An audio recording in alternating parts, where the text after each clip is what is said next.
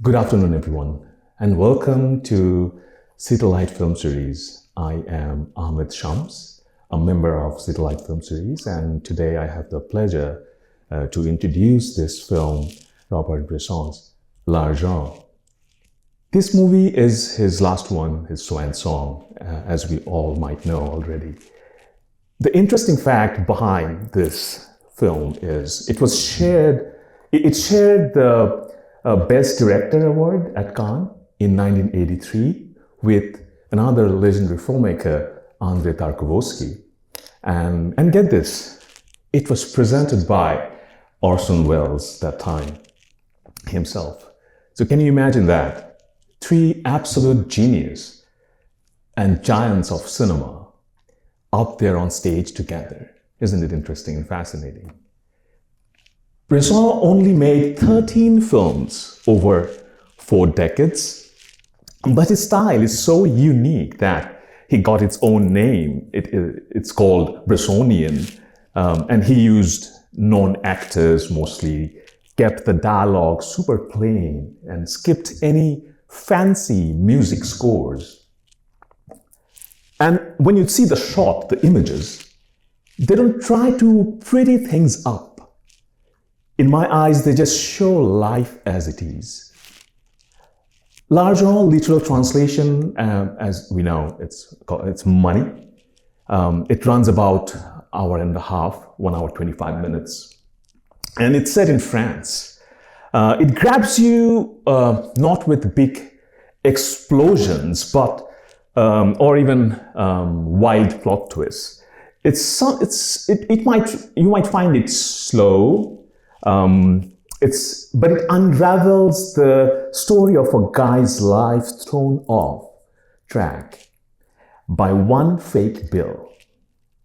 And Bresson called it a clash between the visible god of money and the invisible tug of our conscience. It's partially based on Tolstoy's novella, The Forced Coupon, way back in 1889 that was published. But Bresson strips it down to show how little everyday choices can snowball into total chaos. So think about it. Have you ever made a small decision that sort of ended up causing a huge mess? This film echoes that, and it even feels like it's hinting at today's stories about inequality, and all the inner struggles we face.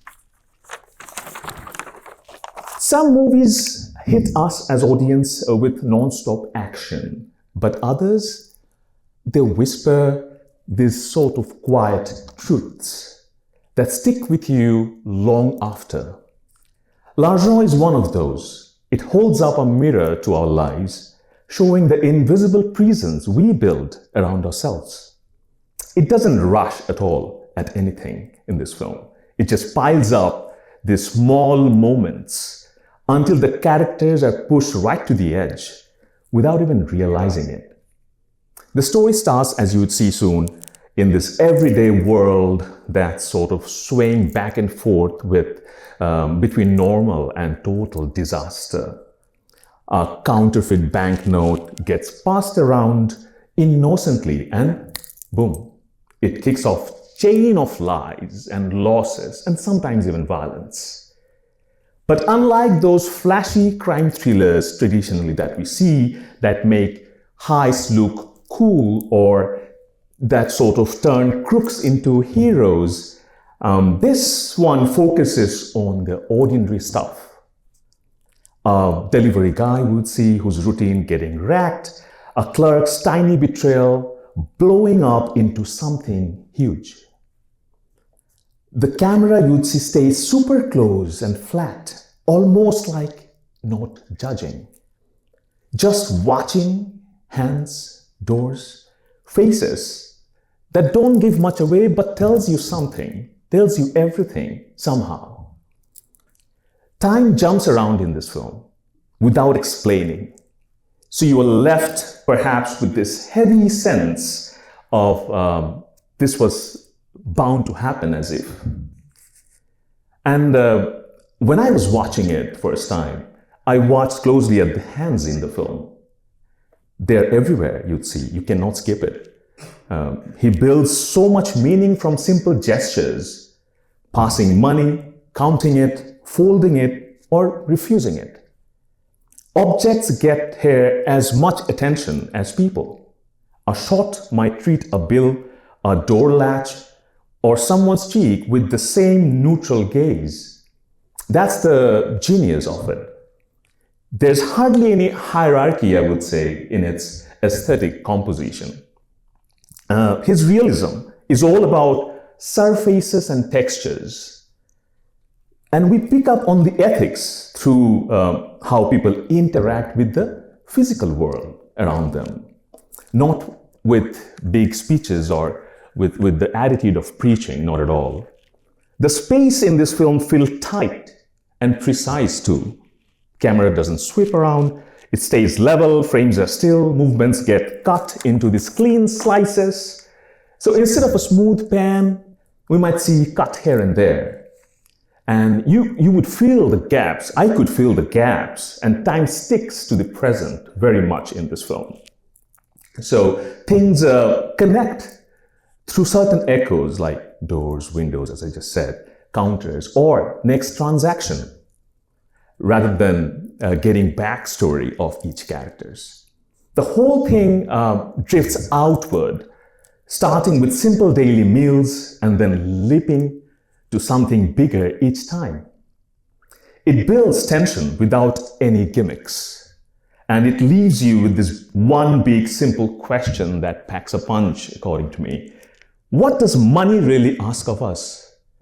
And what do we give up to chase it? It's more than just a drama, in my opinion. It reminds me of the realist painter Gustave Courbet, who showed life raw and did not romanticize life, the social and the real world. And this film does that with its actors, the way they speak pretty flat, move like machines sometimes, you may feel that. It turns sort of folks into carriers of these huge forces that we call pride, greed, and maybe even redemption. The main guy, would see, Yvonne, starts as an average worker who's wronged by the system and stiffed by the rich. And then he spirals down from actual prison to his deep inner emptiness. At its core, the film asks, can we even break free from money's hold? Or does it pull us all under? Now the question, why should we watch it even today after all these years? Well, in a world full of economic inequalities and hidden agendas, L'Argent shows how big systems affect real people without preaching. It turns something universal like money into a lesson on paying attention and taking responsibility. The power is in how it makes me as an audience witness to the events that we see on screen.